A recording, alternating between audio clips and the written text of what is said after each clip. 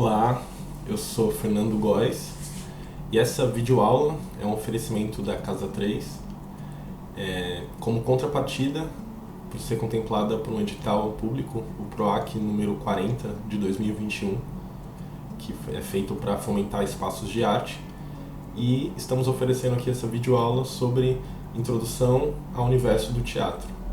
Bom, quando a gente pensa na palavra teatro, a gente geralmente vai para a origem grega, né?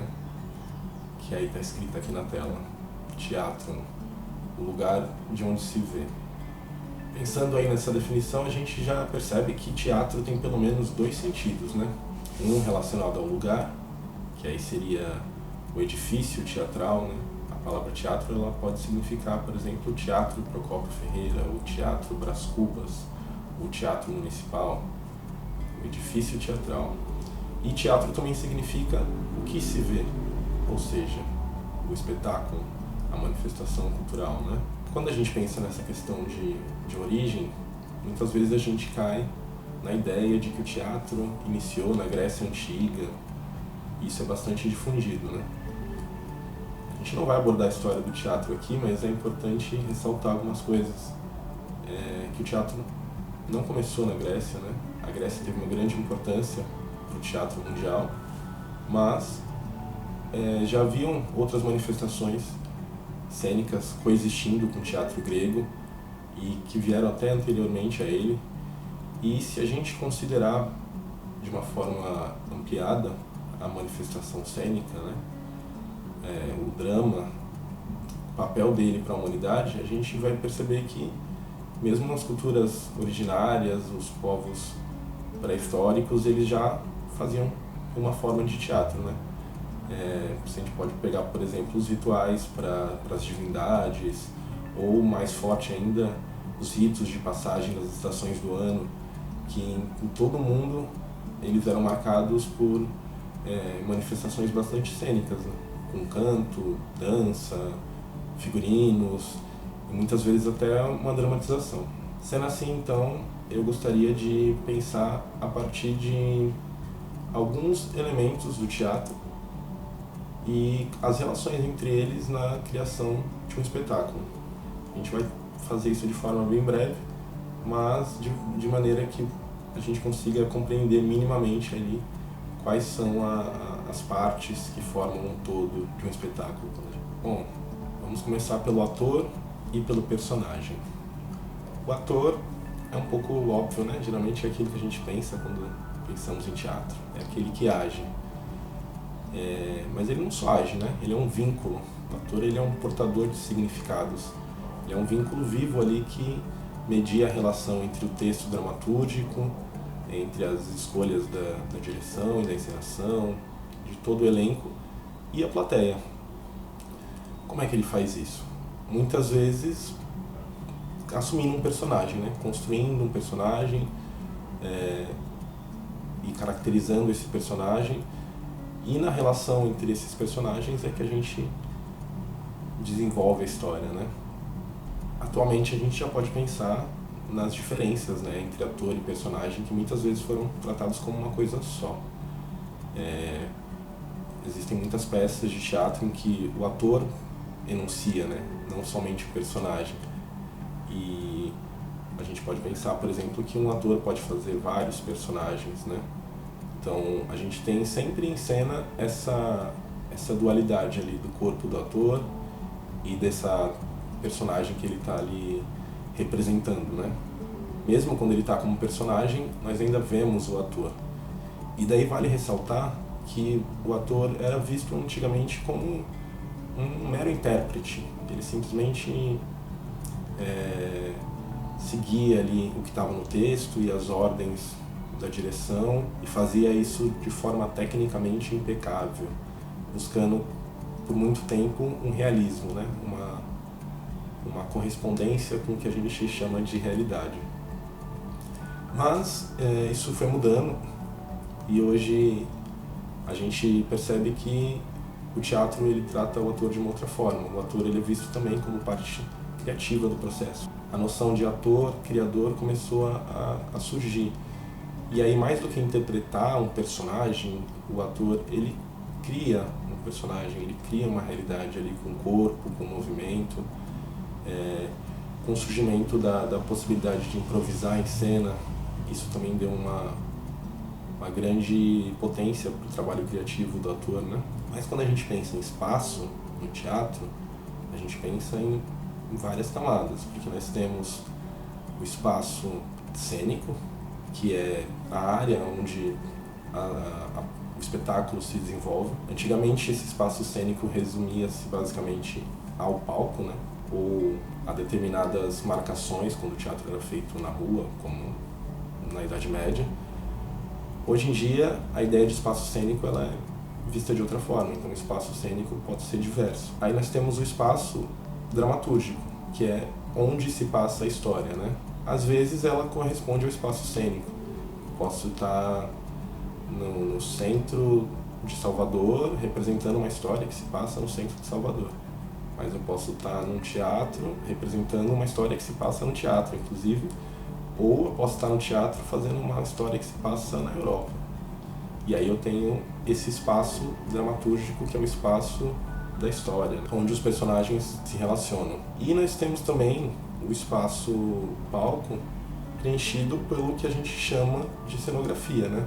Não só o espaço do palco, na verdade, o espaço cênico no geral. E a cenografia é muitas vezes vista só como um cenário, como uma coisa, um pano de fundo, né? Por muito tempo, a cenografia foi pensada de forma pictórica. Então a gente via aqueles grandes panos de fundo, onde a cena se desenrolava na frente, numa relação bidimensional. Hoje em dia, a cenografia é pensada de outra forma. Ela não só ilustra os elementos da história ali, né? Ela também é pensada de uma forma criativa. Então a cenografia, os objetos da cena, elas podem ser dispostos de várias maneiras e eles podem não só representar uma coisa real, como eles podem simbolizar, eles podem dizer algo sobre a história também. Ao invés de simplesmente buscar essa representação realista, a cenografia hoje tem muitas outras possibilidades de criar dispositivos ali para o ator se movimentar, se relacionar, para a luz se movimentar e se relacionar.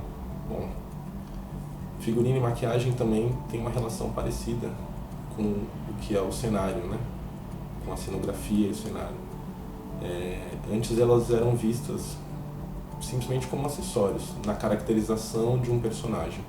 Então o figurino servia para caracterizar aquele personagem, dizer de onde ele é, qual é a classe social dele, enfim. Era uma forma de servir só ao trabalho do ator e, enfim. A maquiagem tinha a mesma função, né?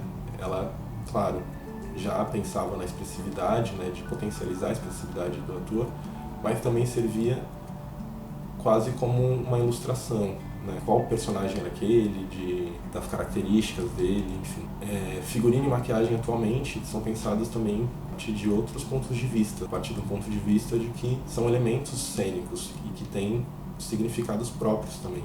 Então o figurino não precisa mais ser literal. Eu não estou fazendo uma peça na guerra e todo mundo está vestido de soldado com roupas fardadas. Eu posso pensar em outras possibilidades de figurino que podem conter relações com o corpo do ator, que podem modificar as relações em cena, que podem dizer algo por si só.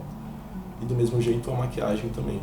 Ela pode passar não só a marcar ali uma expressividade do ator, mas também a ser quase uma pintura, uma obra autônoma, algo que está ali dizendo alguma coisa sobre a história também, não só servindo ao trabalho do ator. O som é uma coisa que está no teatro, né? Desde sempre, né? Porque o teatro sempre envolveu a voz, a fala, o canto e a sonoplastia para muitas coisas, né? A iluminação, ela é algo mais recente, né? Data ali do final do século XVIII, século XIX, mas ela se fortalece bastante com o teatro no palco italiano, né? Ali pós-Revolução Francesa. E tanto a luz quanto o som, eles eram vistos também como meras técnicas de ambientação e de cumprimento de algumas convenções teatrais, como a transição de cena por meio do blackout, né? Ou foco na hora que o ator vai falar, ou numa ambientação que buscava de alguma forma representar os ambientes realistas, né? Então tá claro porque tá sol, tá escuro porque tá noite, enfim. Hoje a luz e o som são vistas também como elementos que podem criar camadas de significação na cena, né? Não são apenas a serviço de representar o que está no texto ou de alguma forma de ilustrar as convenções teatrais, né?